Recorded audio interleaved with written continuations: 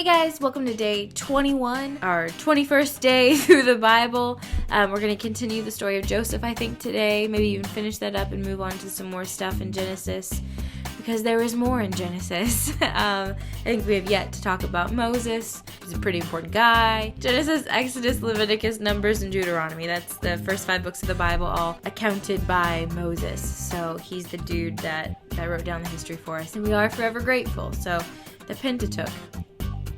So you learn something new. The first 5 books of the Bible, that's what they're called. All written down by Moses. So, woo! Thank you, Moses. And we're going to get on into the history here. We're going to talk some more about Joseph, my favorite guy. Genesis 42:18 through 43:34. On the 3rd day, Joseph said to them, his brothers, it says his brothers in parentheses, just in case we forgot who he was talking to and throwing into prison. I am a God-fearing man. I will do as you say. You will live. If you are really honest men, choose one of your brothers to remain in prison. The rest of you may go home with grain for your starving families. But you must bring your youngest brother back to me. This will prove that you are telling the truth and you will not die. To this they agreed. Speaking among themselves, they said, clearly we are being punished because of what we did to Joseph so long ago. We saw his anguish, and he pleaded for his life, but we wouldn't listen. That's why we're in this trouble. Didn't I tell you not to sin against the boy? Reuben asked. But you wouldn't listen, and now we have to answer for his blood. Of course they didn't know that Joseph understood them, for he had been speaking to them through an interpreter. That's great. Now he turned away from them and began to weep. When he regained his composure, he spoke to them again, and then he chose Simeon from among them, and he had him tied up right there before his eyes. Joseph then ordered his servants to fill the men's sacks with grain, but he also gave secret instructions to return each brother's payment at the top of his sack. He also gave them supplies for their journey home. So the brothers loaded their donkeys with the grain and headed for home. We are flipping the page, as ever. But when they stopped for the night, one of them opened his sack to get grain for his donkey, and he found the money at the top of the sack. Look, he exclaimed to his brothers, my money has been returned. Here it is in my sack. Then their hearts sank. Trembling, they said to each other, what has God done to us? When the brothers came to their father Jacob in the land of Canaan, they told him everything that had happened to them. The man who was governor over the land spoke very harsh to us, they told him. He accused us of being spies scouted in the land. But when we said we are honest men, not spies, we are 12 brothers, sons of one father. One brother is no longer with us, and the youngest is at home with our father in the land of Canaan. Then the man who is governor of the land told us, this is how I will find out if you're honest men. Leave one of your brothers here with me, and take grain for your starving families, and go home. But you must bring your youngest brother back to me. Then I will know you are honest men and not spies. Then I will give you back your brother, and you may trade freely in the land. As they emptied their sacks, therein each man's sack was the bag of money that he had paid for the grain. The brothers and their father were terrified when they saw the bags of money. Jacob exclaimed, you are robbing me of my children. Joseph is gone, Simeon is gone, and now you want to take Benjamin too.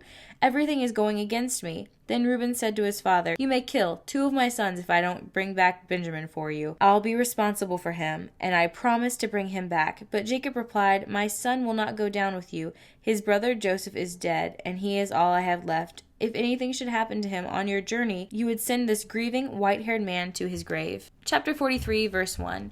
But the famine continued to ravage the land of Canaan. When the grain they had brought from Egypt was almost gone, Jacob said to his sons, go back and buy us a little more food. But Judah said, this man was serious when he warned us. You won't see my face again unless your brother is with you. If you send Benjamin with us, we will go down to buy more food. But if you don't let Benjamin go, we won't go either. Remember, the man said, you won't see my face again unless your brother is with you. Why were you so cruel to me? Jacob moaned. Why did you tell him you had another brother? The man kept asking questions about our family, they replied. He asked, is your father still alive? Do you have another brother? So we answered his questions. How could we know he would say, bring your brother down here? Thanks, Dexter. Judah said to his father, send the boy with me, and we will be on our way. Otherwise, we will all die of starvation. Not only we, but you and our little ones. I personally guarantee his safety. You may hold me responsible if I don't bring him back to you. Then let me bear the blame forever. If we hadn't wasted all this time, we could have returned twice by now. So their father Jacob finally said to them, If it can't be avoided, then at least do this. Pack your bags with the best products of this land. Take them down to the man as gifts: balms, honey, gum, aromatic resin, pistachio nuts, and almonds. Also take double the money that was in your sacks, as it was probably someone's mistake. Then take your brother and go back to the man. May God Almighty give you mercy as you go before this man, so that he will release Simeon and let Benjamin return. But if I lose my children, so be it. So the men packed Jacob's gifts and double the money and headed off with Benjamin. They finally arrived in Egypt and presented themselves to Joseph. When Joseph saw Benjamin with him, he said to the manager of his household, "These men will eat with me at noon. Take them inside the palace, then go slaughter an animal and prepare a big feast." So the man did as Joseph told him and took him into Joseph's palace. The brothers were terrified when they saw they were being taken into Joseph's house. "It's because of the money someone put in our sacks the last time we were here," they said. "He plans to pretend that we stole it. Then he will seize us and make us slaves and take our donkeys." "Oh no, they're going to take our donkeys." The brothers approached the manager of Joseph's household and spoke to him at the entrance of the palace. "Sir," they said, "we came to Egypt once before to buy food, but as we were returning home, we stopped for the night and opened our sacks. Then we discovered that each man's money, the exact amount paid, was at the top of his sack. Here it is. We've brought it back with us, and we also have additional money to buy more food. We have no idea who put the money in our sacks." "Relax, don't be afraid," the household manager told them. "Your God, the God of your father, must have put this treasure into your sacks. I know I received your payment." Then he released Simeon and brought him out to them. The manager then led the men into Joseph's palace. So Joseph didn't have just a house, he had a palace. Pretty awesome. The manager then led the men into Joseph's palace. He gave them water to wash their feet and provided food for their donkeys. They were told that they would be eating there, so they prepared their gifts for Joseph's arrival at noon. When Joseph came home, they gave him the gifts that they had brought him, then bowed low to the ground before him. After greeting them, he asked, "How is your father? The old man you spoke about, is he still alive?" "Yes," they replied, "our father, your servant, is alive and well." And they bowed low again. Then Joseph looked at his brother Benjamin, the son of his own mother. "Is this your youngest brother, the one you told me about?" Joseph asked. "May God be gracious to you, my son." Then Joseph hurried from the room because he was overcome with emotion for his brother. He went into his private room and he broke down and wept. After washing his face, he came back out, keeping himself under control. Then he ordered, "Bring out the food." "Bring out the food!" The waiters served Joseph at his own table, and his brothers were served at a separate table. The Egyptians who ate with Joseph sat at their own table because Egyptians despised Hebrews and refused to eat with them. Joseph told each of his brothers where to sit, and to their amazement he seated them according to age, from oldest to youngest. And Joseph filled their plate with food from his own table, giving Benjamin 5 times as much as he gave to the others. So they feasted and drank freely with him. Now on to the New Testament. We're going to be in Matthew. We might still be talking about parables. We might not. I'm not sure. Matthew 13:47 through 14:12. Again, the kingdom of heaven is like a fishing net that was thrown into the water and caught fish of every kind. When the net was full, they dragged it up on the shore, sat down, and sorted the fish into crates, but threw the bad ones away. This is the way it will be at the end of the world. The angels will come and separate the wicked people from the righteous, throwing the wicked into the fiery furnace, where there will be weeping and gnashing of teeth. Do you understand all of these things? Yes, they said, we do.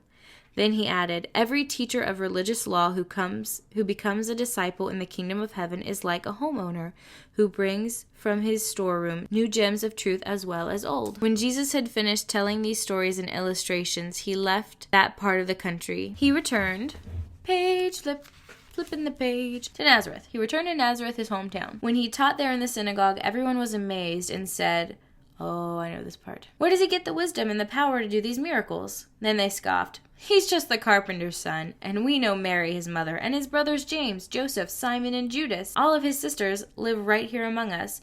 Where did he learn all these things?" And they were deeply offended and refused to believe in him. Then Jesus told them, a prophet is honored everywhere except for his own hometown and among his own family. And so he did only a few miracles there because of their unbelief. Chapter 14, verse 1. When Herod Antipas, the ruler of Galilee, heard about Jesus, he said to his advisors, "This must be John the Baptist raised from the dead." Okay, we haven't gone over John the Baptist's death yet. It hasn't been talked about here in Matthew. but it will be later on in the other Gospels. That is why he can do such miracles, for Herod had arrested... Okay, we're about to find out. For Herod had arrested and imprisoned John as a favor to his wife Herodias, the former wife of Herod's brother Philip. John had been telling Herod, "It is against God's law for you to marry her." Herod wanted to kill John, but he was afraid of a riot because all the people believed John was a prophet. But after a birthday party for Herod, Herodias' daughter performed a dance that greatly pleased him, so he promised with a vow to give her anything she wanted. At her mother's urging, the girl said, "I want the head of John the Baptist on a tray." Better than the iPod. Then the king regretted what he said, but because of the vow he made in front of his guests, he issued the necessary orders, so John was beheaded in the prison. And his head was brought on a tray and given to the girl, who took it to her mother. Later, John's disciples came for the body and buried it. Then they went and told Jesus what had happened. Cliffhanger of John the Baptist's death.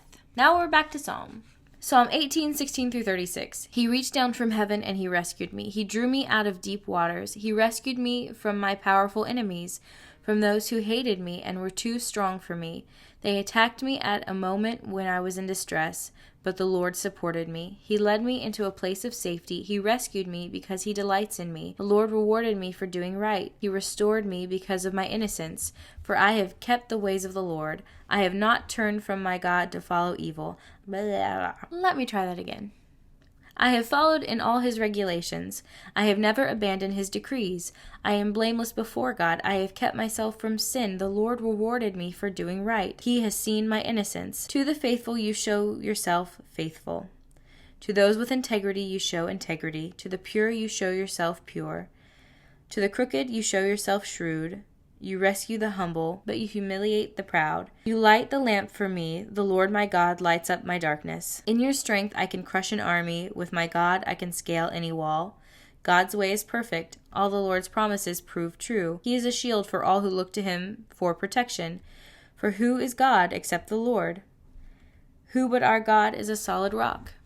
God arms me with strength, and he makes my way perfect. He makes me as sure-footed as a deer, enabling me to stand on mountain heights. He trains my hand for battle. He strengthens my arm to draw a bronze bow. You have given me your shield of victory. Your right hand supports me. Your help has made me great. You have made a wide path for my feet to keep them from slipping. Woot woot. All right, final project for the day will be the Proverbs. I wonder what we'll talk about today. Perhaps we'll talk about wisdom. We shall see. Proverbs 4, 7 through 10. Getting wisdom is the wisest thing you can do, and whatever else you do, develop good judgment. If you prize wisdom, she'll make you great. Embrace her, and she will honor you. She will place a lovely wreath upon your head. She will present you with a beautiful crown. My child, listen to me and do as I say, and you will have a long and good life. All right, we are finished with day 21. And this has gone by so quickly for me. I don't know how quick it has gone by for you, but I can't believe we're already at day 21. That's like ridiculous. But that's another one for the books, and I will see you guys tomorrow morning. Don't forget to subscribe to my channel if you would like to be a part of Bible in a Year and do this every day with us. Don't forget to like this video if you genuinely liked the video and would like to see more of these. Also, leave me a comment if you have a comment, and I would love to hear from you. And I will see you tomorrow. Bye!